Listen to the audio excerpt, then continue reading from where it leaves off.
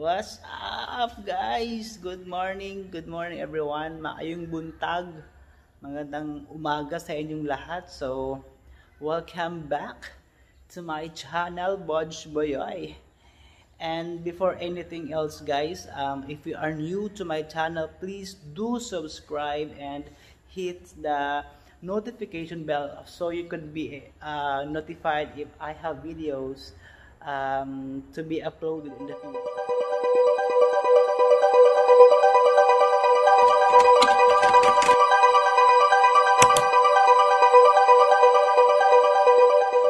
For today's video guys, since umaga na no, so last night meron akong ginawang video.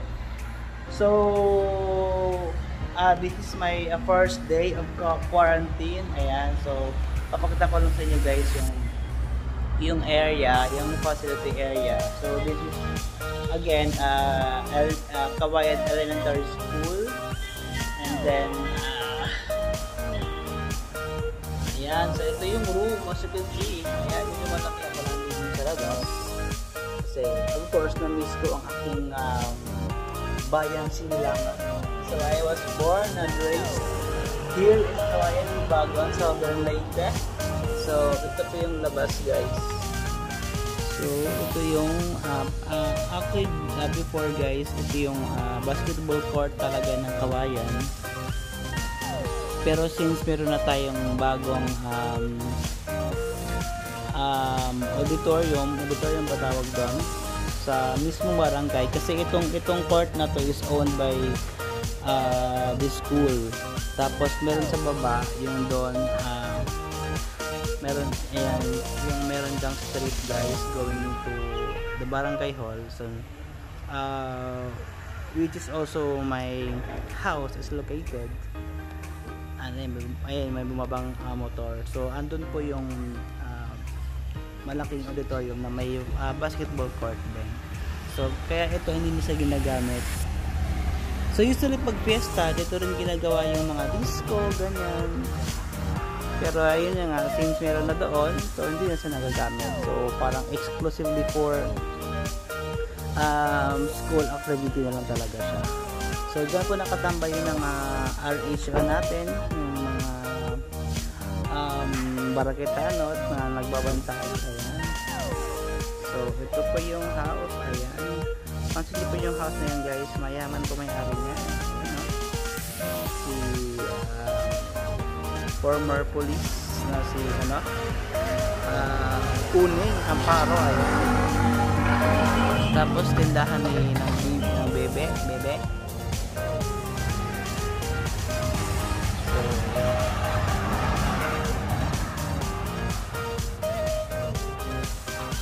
Actually guys, during my elementary school, maraming mga puno dyan sa tabing kalsada.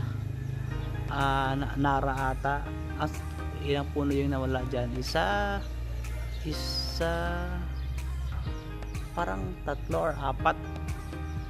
Kung mapapansin nyo po nyo na yan, ayan, yung puno na yan, yan talaga yung mga puno na nakalagay dito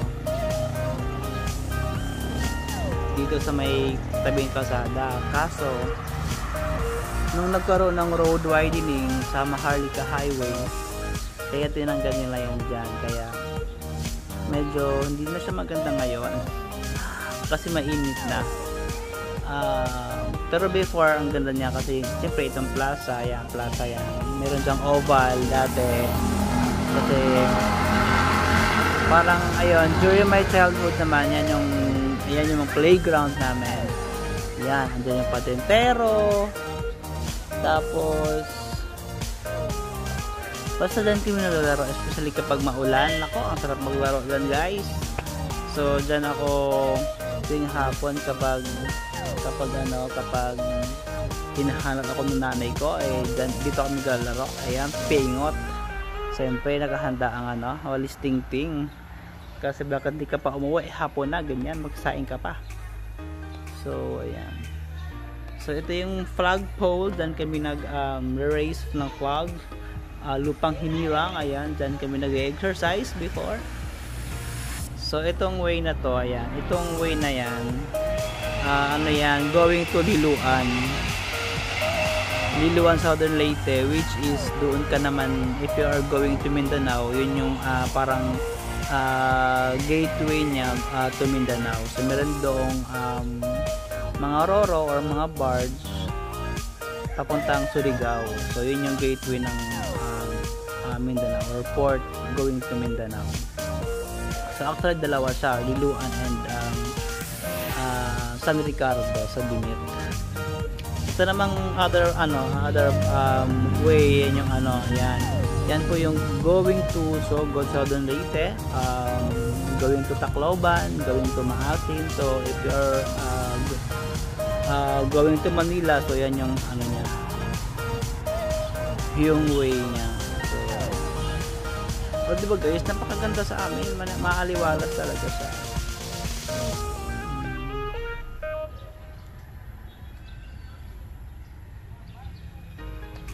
So medyo ayun nga kasi malayo kami sa Kabihasnan, kaya medyo tahimik. So that's for today, and ayan, tapos ko din breakfast. So ayan. So this is my table setup. Hello guys, it's lunchtime and gusto ko lang i-flex ang ulam ko guys. Again, tamarong na burrito and then gulay na na langka. So luto ko lang nanay ko. Mukhang tataba ko dito guys kasi yung lagi nilang hinahatid sa akin na pagkain ang dami. Lak, diba? So later on guys, nag-order ako ng milk tea from Gakat. So let's see kung masarap ng kanyang milk tea. Pero gusto ko din i-shout out si Ruby Solonia na sa Gakat. She's my friend actually, long lost friend. Actually last kong nakita siya pa lang, high school pa lang, 4th year high school na graduation nila, so sa Consolacion. And then it happened na nag-Accenture din siya way back 2013. So, pero hindi kami nakita. So ayun, hopefully this time ma-meet ko siya in person kasi medyo tumatanda na kami. And alam, sana magkita kami. So yun guys, kakain lang po ako guys. Thank you, bye. Yun na guys, ito na yung milk tea. Tea time. Tea time.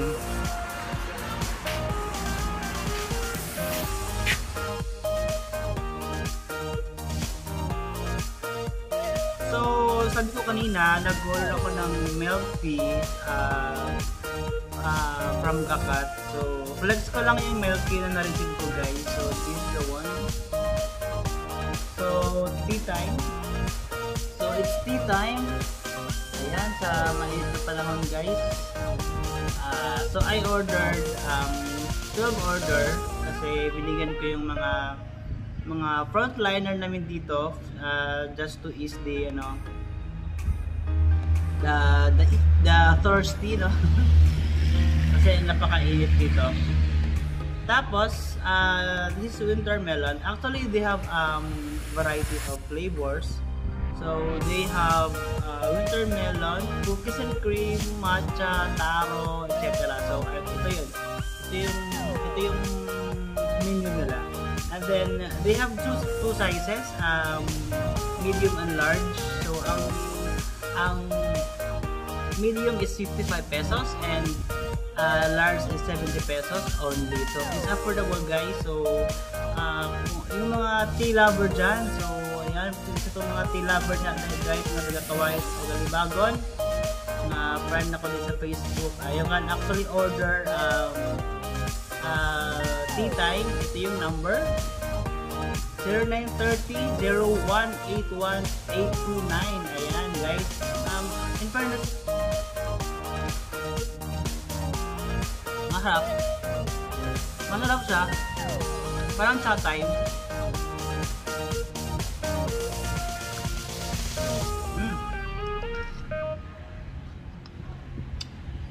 Napaka-tender ng ano, ng pearl. Ayan guys, order na kayo. Tea time by UB. Juby Solonia from Gakat. So she's my long lost friend. Long lost friend. Actually guys, I met Juby nung high school pa lang kami. So nagkasabay kami sa SPES, yung summer job ng high school. Nung high school kami sa munisipyo. So I actually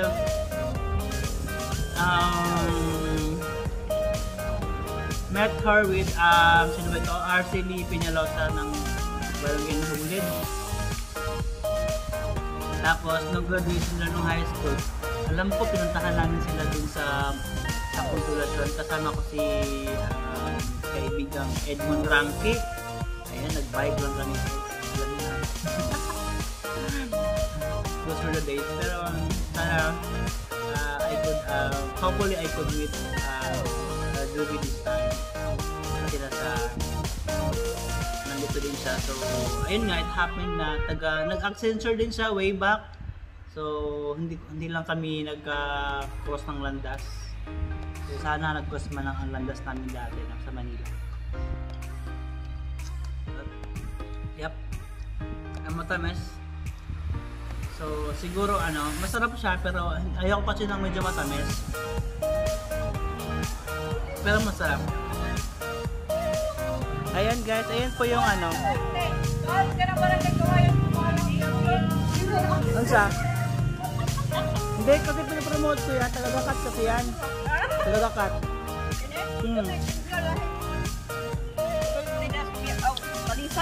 Anda, repod. Mau ba? Oh guys, say hi sa vlog. Hi! Hello! Thank you! Thank you, boss! Ayan. Ayan guys. Sila yung teacher. Please subscribe.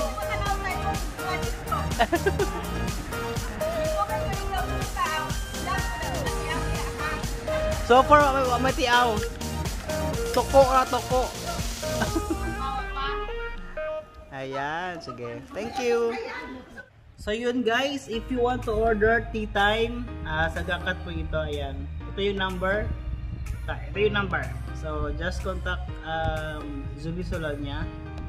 UB is her Facebook. Actually may page din to sa Facebook, I think tea time. So yun. Order na guys. Ayan. Thank you so much UB for this experience.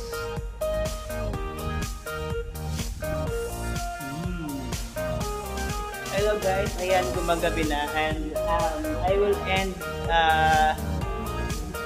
this day with exercise. So I have just done my work kahit walang katapusan. So mag-exercise ako ng bagya. No, not bagya, konti lang. Mga push-up lang, yun lang kaya. So let's go guys!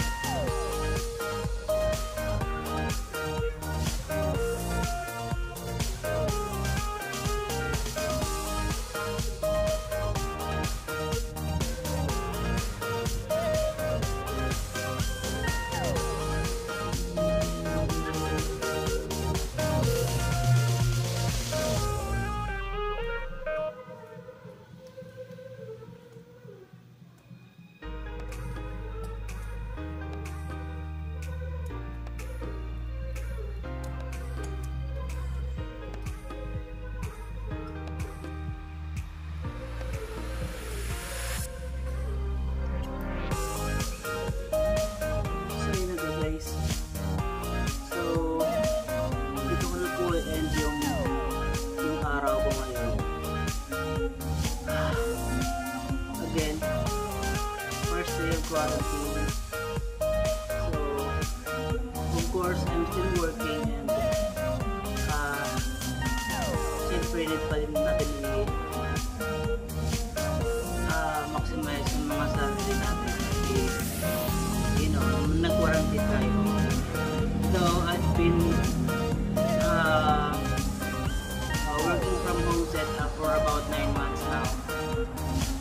So, sa Manila kasi hindi ako nakapag-exercise masyado kasi nasobrang ko ng bahay, nakakatamad. So, dito, since hindi ako nag-provincia, need ko igalaw-galaw yung katawan ko kasi ayun nga, presko yung hangin sa labas, mas masarap siya compared to Manila. So, ayun nga guys. Thank you so much. And if you haven't yet subscribed my channel, please subscribe my channel, like my video and share. So, yun lang po guys. Maraming salamat. This is Coach Boyoy, now signing off for today. Just for today. So we'll see you again tomorrow guys.